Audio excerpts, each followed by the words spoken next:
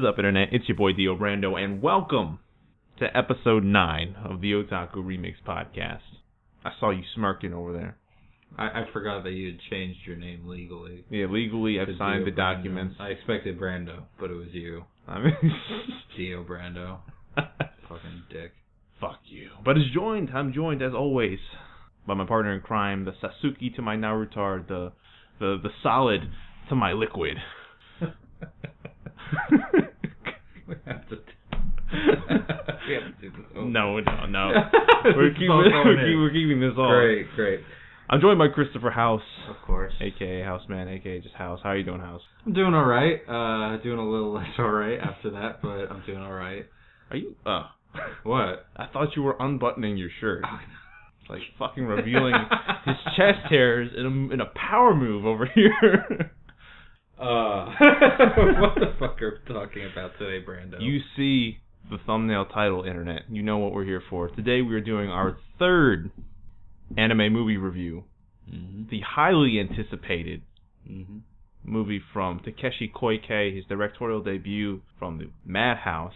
I am talking, of course, about the 2009 classic Redline. Yeah, so this is the first animated film we actually watched together. Yes, this is actually the first, despite all the other films we've reviewed before. The other two. The saga, you the trilogy. We have a legacy here, but yes, this is the first film Brando showed me, and it set up Broly's inevitable fall. That movie's kryptonite, because Redline, for those who don't know, is the most radical movie ever. It is so fast-paced, so high octane, just gorgeous colors, gorgeous imagery, simple plot, which is always a personal favorite, and it just nails everything so well. Yep. And it's concise. So we're gonna just gush over this. That's mostly what you're gonna be hearing from us today. There's gonna be few faults, a lot of high praise. We're big fans of the movie. The movie's high octane, a lot of fun, concise, a lot of what Chris said. So just to get it out of the way, for those who haven't watched, the quick synopsis of what Redline is. Again, 2009 film from director Takeshi Koike, his directorial debut. It is a film about racing. So it's about a galactic racing circuit called Redline, the titular name, and it is the most dangerous, largest fucking bananas racing circuit that you've ever seen in the galaxy, and it's focused on one of the racers in the circuit called Sweet JP and his quest to get to and win the Redline race. And it focuses mostly on basically just that. It focuses on him and the minor political entanglements that are involved in the race. It's again an illegal racing circuit, and the race plans to take place on the totalitarian planet of Robo-World, which is basically Mecca, North Korea, for all intents and purposes. So there are some political entanglements where Robo-World is hiding a biological weapon that you learn about later, and it threatens the galactic peace that has been set up, but mostly is a personal racing tale about JP and his love interest, Cherry Boy Hunter Sonoshi, and his complicated friendship with his mob-indebted friend Frisbee. So, what did you like, Chris? So nice, concise plot. Basically, from the get-go, the movie starts with an amazing Bond-esque action scene of Bond-esque? Never heard that term used. Bond and for Redline. Indiana Jones do this. It's just it's a simple film story structure where you start with an action scene that starts off the entire rest of the plot, but has nothing to do with the main plot. I don't know what the technical term is, but because it's not mise-en-scène. No, we talked about mise-en-scène. It doesn't start in the middle and then go back to the beginning. No. This is the beginning, but it is in the thick of the action. Yeah. It is a snapshot of what is to come, more or less. And it just starts off in the middle, at the very tail end of a race. So much action going on. Sweet JP throwing the nitro in his car and going just at ludicrous speeds, machines pulling people's faces back as they're going way too fast, and the crowd going wild. So the film had a good first impression on you. Oh, absolutely. Yeah, because I mean, he didn't have it. I didn't really describe too much to you. I don't remember. I remember saying this is one of my favorite films. I remember mentioning this is my favorite racing film to you prior to it. But besides that, I don't think I gave you an in-depth description of what it would be like. Mm-hmm. Yeah, and so, like, I think every movie should always start with a good impression. Yeah. And this one does really well. It's so explosive. The colors are vibrant. Everything's hand-drawn in this, and it really shows because, like, characters just move in such a... Yeah. Like, distinct but fluid fashion. It's not like everybody's rubbery. It's just, like... If a character needs to be big, he can be big. If he needs to be, like, in a weird pose, he can be. But you can still have these, like, very concise shots at the same time.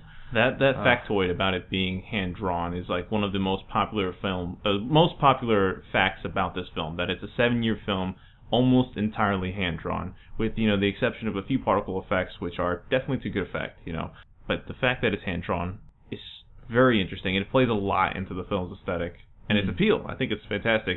Takeshi Koike, when he talks about it's mostly just him. It's what every director desires. Yeah. That level of control, but that manipulation in the film that they utilize, the way they manipulate all of the lines with that kind of fidelity, because it's all hand drawn, is used to fantastic effect. Like we were saying, like things that we're using a lot of adjectives to describe the movement in the film.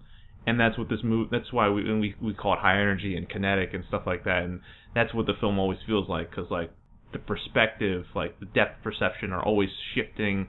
Things are fucking being torn apart. Facial expressions are very vibrant. There's just beautiful sense of motion in this film. Absolutely. And it's very expressive, and that's what's the best part. Because even in the quiet moments, it's like very much so. Like there's still that level of pop and energy. Oh yeah, I mean, one of the few quiet moments when Sweet JP, after destroying his motorcycle, when he falls into a bed of flowers, and even then they need to light his eyes on fire. Yeah. Metaphorically speaking, although it happens visually, just to keep some energy in the scene. Yeah, I know we both got a chance to watch the Super Eye Patch Wolf review on YouTube, and it's another great review of this film. If you haven't had a chance to do it, it's a very popular one. And I liked one of the comparisons other fact that I remember him bringing up was, I don't know if it was a visual effects director, but a member of the team, I think it was the lead character designer perhaps, talking about how his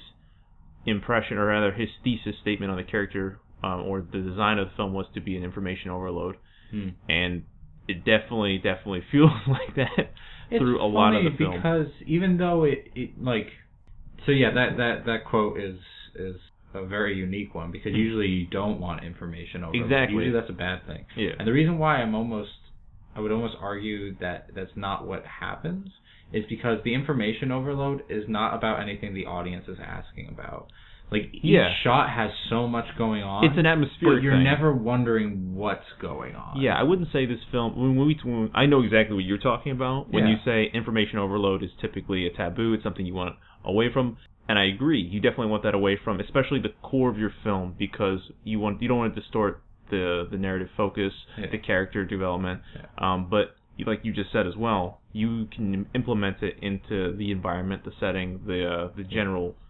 like a DNA of the film without it being a bad thing. Like when I think of other films that are busy in the visual department, like Blade Runner, like you see that sort of but Blade Runner's it does it well. I feel it's a neo-noir film, but there's so much. Especially, I think that the newer one, Blade Runner 2049, uses it a little to better effect. Yeah, I was gonna say, especially in 2049, Denis Villeneuve's version of Blade Runner, I think that has very busy scenery, but without distorting away from a very focused story. Yeah. And because we just said it before we started this, or rather at the beginning of this, that we think Redline is a really concise and easy film to digest from a narrative standpoint. Absolutely. And that's its strength. Yeah.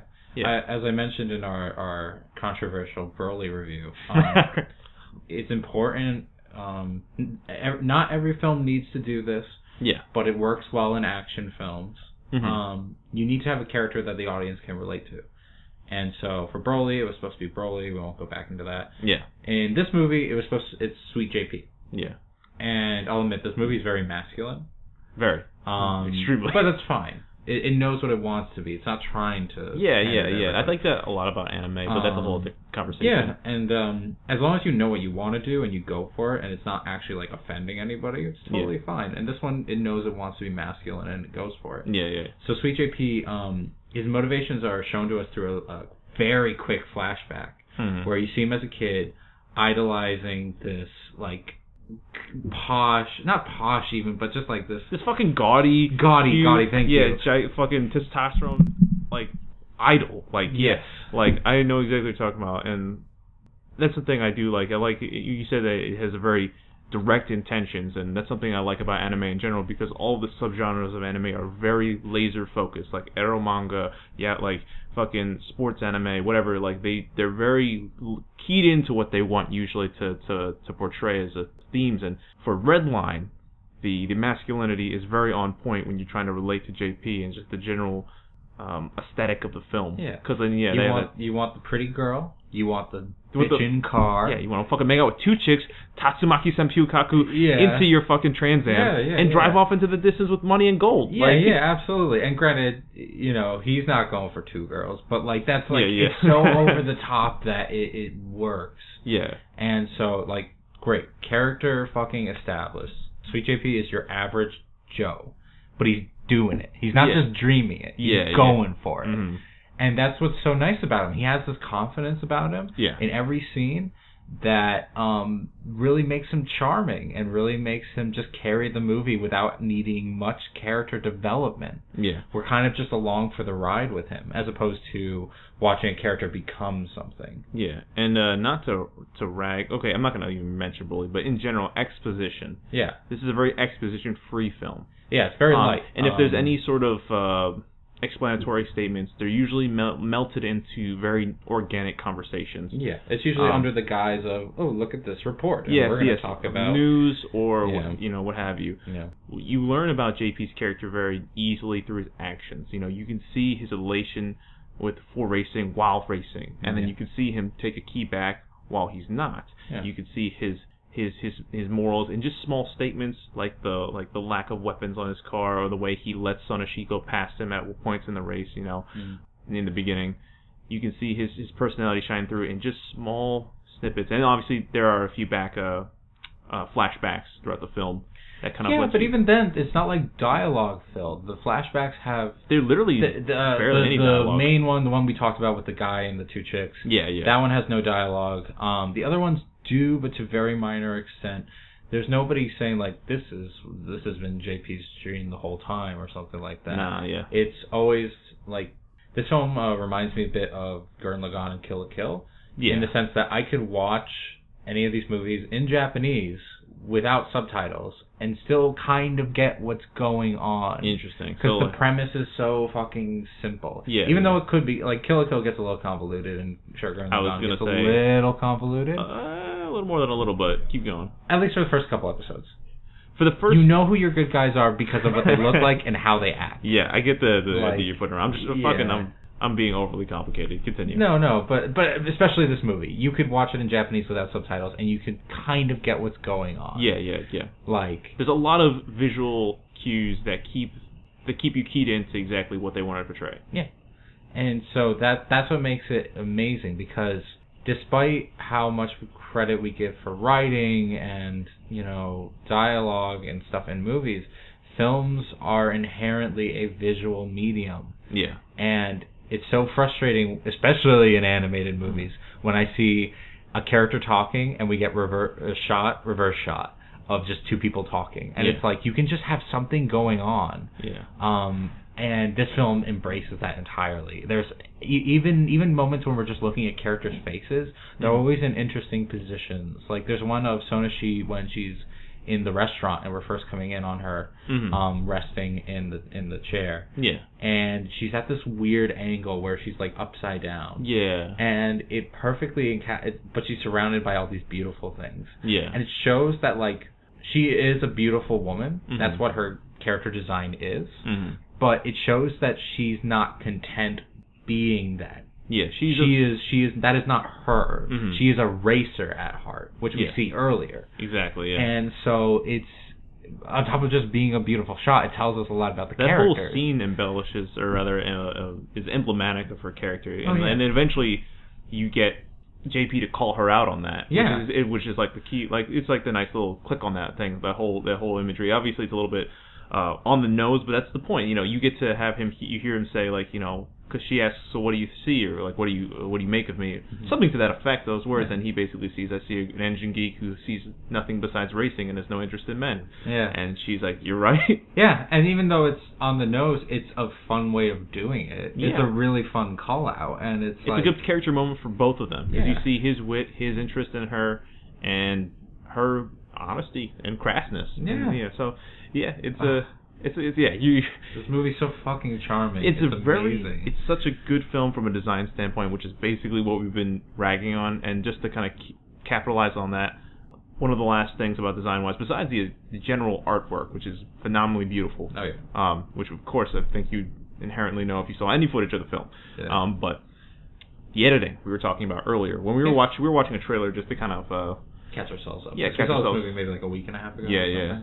And I mentioned to Chris, I'm like, it's strange to see it re-edited because the film is edited so well in the moments. Yeah. Like the cuts to the maneuvering of the drivers and the cars, the action itself, it's flowed very well. You get a lot of angles that, unless a scene transitions into a flashback, every cut in this movie is a smash cut. And it's very intentional because the movie's pace is fucking breakneck. Yeah. But it works. But it works because the plot's so simple. Yeah. We're never being like, what happened there or what happened this. It's like, no, we get what's going on. Go. Yeah. There are no crossfades. Yeah. It's all just hard cuts. Yeah. You know, in between, you know, fucking flicking switches, laser beams, and like, you know, the maneuvering. It makes them look quick, makes everything motion. You know, when the sound cuts out, it's very like impacting. You know, the soundtrack for this film, by the way, fantastic. That like fucking electronic rock that kind of like really builds that energy. Yeah. Energy is a kind of keynote word for this, but you know, this is a very momentum heavy film. Mm-hmm. Oh yeah, it starts at an 8 and like finishes at 12. Yeah. It doesn't really it bails off to a 7 for a little bit and then goes straight into a 12. Yeah, and that, do we even want to go into the what is his name? Funky Boy or Funky something? Boy? Do we want to get into that scene? We'll get to that. Because that's my one That's your one thing. complaint. It's not even, it's such a nitpick, but it's like... Well, we could talk about it. So there's a portion in the second half to the latter part of the film where the biological weapon that we mentioned earlier, where the Robo World is hiding, is called Funky Boy. And I guess a bunch of disgruntled workers who are rebelling against the Robo World and want to cause them some trouble, basically. They know about Funky Boy. Yes. Want to release him. Funky Boy gets released, and that's where the film kind of gets a little bit strange. So obviously that Funky Boy's there to enforce, I think, the galactic scale of the film. Yeah, and it's fine. It's not bad. It's just what the problem I have with it is that it, like, I guess what it does is that it stops the pick, because this is in the middle of the race. It does literally stop the race. It stops the race. Funky Boy fucking goes off nuclear war style. Yeah, and then is taken care of with similar force. We have a kaiju fight mid race. Yeah, it's strange. And unfortunately, the race doesn't go around the kaiju fight. The race stops so that we can have the kaiju fight. Well, no. Well, kind of yes. Yeah. So, Funky Boy pops up. They shoot him with the laser. Oh yeah. He disappears. Everyone goes back to the race. Funky Boy gets back up. Yeah, and then they have a kaiju fight, which is bananas weird. Yeah. And it's never resolved, which is my only confusing part of the film, because basically after RoboWorld enacts like kaiju fight protocol to try and stop Funky Boy, you never go back to see who wins that brawl. Yeah. Because the race has to go on. Because the race is the main focus again, and they're way past that situation, I suppose. Yeah, it's a little weird. Besides that little kind of like switch in the focus of the film for like not even 5 minutes, like it was very brief. Very brief. Like for how much happens, it's very brief. Yeah, and the supposed implications of it all. It's kind of strange, but I do like it. I do like Funky Boy because again, I like how it reinforces the level of scale the film has. Even though emotionally we're invested in a very small scale, you know, in a literal term. Yes. Within context of the story, a small story within a very large galactic opera. You know, a guy's dream to succeed a race, his love for Sonoshi, his complicated friendship, and you know, that sort of thing. Yeah, and it's fine. It's just like, heads up, because it caught me off guard. I mean, it does. Like, a lot about the film catches people off guard. But no, it's fantastic. The movies, like, the race is maybe the last half hour of the film, maybe 40 minutes. The main race is probably the last, 40 minutes of the film. And it doesn't really drag on, even though you think it would. No, everything before then is just the tension. It's just like this, it's this pot of water that is just sitting there and boiling and boiling and boiling. And once the race goes, that's when it's overflowing. Yeah. I wish we had the runtime in front of us, and I could probably Google it right now, because we live in the 21st century. But the first, like, not even the first third of the film, but like a significant portion, like let's just say 15 minutes, that's guesstimating at the moment, was like that first race. And then we have the whole middle portion, which is tension, and then we get to the actual physical race. I'd say the last portion of the race is like 30 minutes at least. And unlike Broly, where the first half is the first third is exposition, the next third is supposed to be tension building, but it's more just like. Yeah, it's more like setting up your chess pieces. Yeah, and again, this isn't tension building. This is just like punching bag Broly Day again, but like, because it's just the last film we reviewed, or one of the last films we reviewed, and I could just make a comparative point because it's just recent and recency bias going on right now. Don't worry, Dragon Ball fans. Karma is coming to us. Yes, via a surprise. Via surprise. But Broly anyway, conversation one day. My point being, unlike the stagnation I felt at the end of that film. Yes. This film's latter 30 minutes barreling to the end is just extremely emotional, extremely fun for me. Like, I don't ever feel an iota of lack of focus. Like, I'm just in there because the film just makes a lot of it doesn't have any stagnation in that period of point. There's nothing samey about it at all. But it's a lot of so it's a lot of payoff. So the film has a lot of setup, what I mentioned. After that first race, the rest of the movie is the setup before the final Redline race. And you see it pay off throughout the entire rest of the race.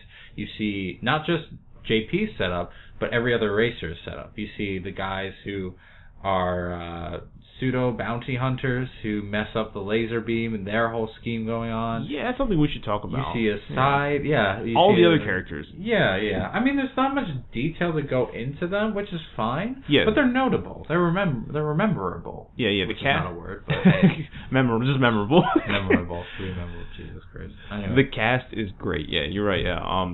It's a colorful cast. I mean, in general, character design in this film is really on point. A lot of like any ancillary characters, like the miscellaneous ones, just like the scalpers, the lady who sells them the smokes. Like, I wouldn't call him a miscellaneous. He's a supporting character, but the mechanic who's JP's friends, whose name we can't remember. Yeah. A great character. All of the fucking members of like the Robo World government, even if they all look the same, have like unique character designs. But the characters that are specifically participating in the race and get voice lines and stuff like that. They all have nice little vignettes, not only through like the programming on the television, which is advertising the race, which has like little character spotlights for them via racer spotlights, but in general you get to see enough character moments that they spice in that you get to get a sense of the personal stakes for each of them. You get to see the twin bimbos, idol girls. I wouldn't even call them bimbos. They're not full-on bimbos. You know what I mean, though. But they dress to impress. Yeah, they dress. And by impress, I mean seduce. And by seduce, I mean Jesus Christ, those leg movements. Yeah. No, it's so much fun. There's the two ladies who are a part of the producer of Redline. Essentially, yeah. There's they work for the Queen or King or whatever he is. The Queen. There's some sort of fairy planet that basically Abax produces, sponsors the Redline race, is a huge supporter, logistically plays a huge part in the race and making it happen. Yeah. They actually use magic, but they are related to them. So that's an interesting so they're the starlets. They're the pretty girls who are also great. There's a lot of duos, which is what I like about the race. The only two that are not are JP and Sonoshi. No, there's a couple other. Oh, that's right. There's Machine Head. There's the police. But he is the one with the. He's the one with his machine. With his machine, so that's his duo. I guess. And he has his dog as well. Which doesn't drive with him. But but he has his dog. And then even the police guy, even though she doesn't drive with him, he has his love affair. Everybody has somebody. Kind of, yeah. I guess you even can see if they don't drive with them. That's interesting, actually, to think about that as far as like the characters in pairs. I don't think that's... And JP has his mechanic, actually, so I wouldn't say JP's by himself. I wonder how deeply they thought into that sort of thing, but I mean, it's an interesting... I think they had to, because Sonoshi, the love interest, has nobody. Yeah, she's super loner. So by the end, not to spoil this, if you haven't seen this movie already, go see it by this point, if you haven't been to the after the crash with Funky Boy, Sonoshi pairs up with Sweet JP. Mm-hmm. Partly out of necessity because her machine is trashed. Yeah. And partly because she realizes that she doesn't need people. Yeah. She needs somebody. She activates the Tsundere protocol, and then Oh yeah. Well, she's voiced by Michelle Ruff, so of course she's Tsundere. Like fucking Sea Viper and Yukari. You could take me to the finish line, I guess. I guess. But you could tell me why. Just don't burn up the car on the. Oh, you did it. But yeah, they blow the fuck out of that car. I mean, it's worth it. It's worth it. Yeah. I thought they died. I legit, when that car... So, and I'm serious, we're just spoiling everything at this point. Go see this movie. Right at the finish line, fucking Sweet JP's car explodes. Because it's going so fast, explodes. No. It's, they do the nitro. They use the gold nitro, but then it starts flying, and then Frisbee pops pops the TNT. Pops the TNT to get them that final little boost. Yeah. Thing blows up. And then they're fucking flying analog. Yeah. And then, they somehow, I don't know, by the fucking tuft of his Elvis hair. Yeah.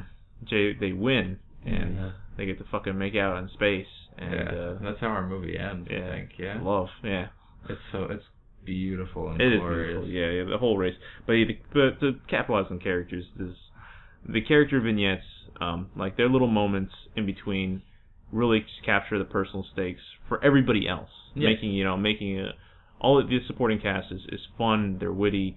The bounty hunters are funny as shit. How they fucking disable the laser. Yeah. And they're just kind of goofiness. The very Batman and Robin relationship that they have.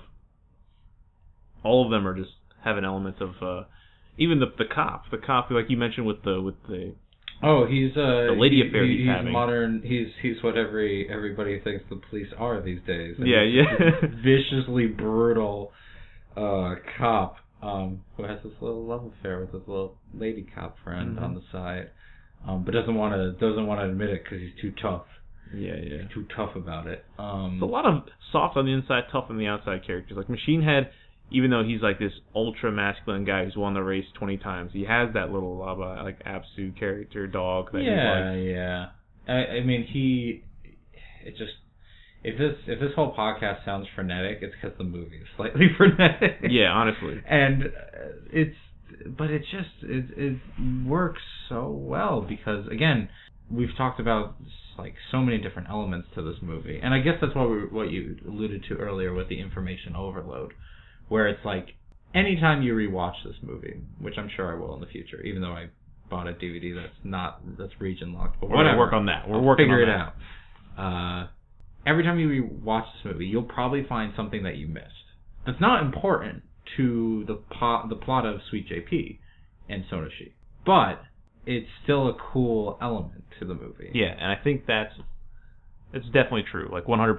That's not why I've rewatched it, but it's been a wonderful joy in the rewatching experience that I've got a chance to, because I've watched this film dozens of times now. Like I'm definitely on like rewatch 13 or 14 or something like that. Mm-hmm. Like so, but I definitely wouldn't mind ever rewatching it because there's so many little details that you can find.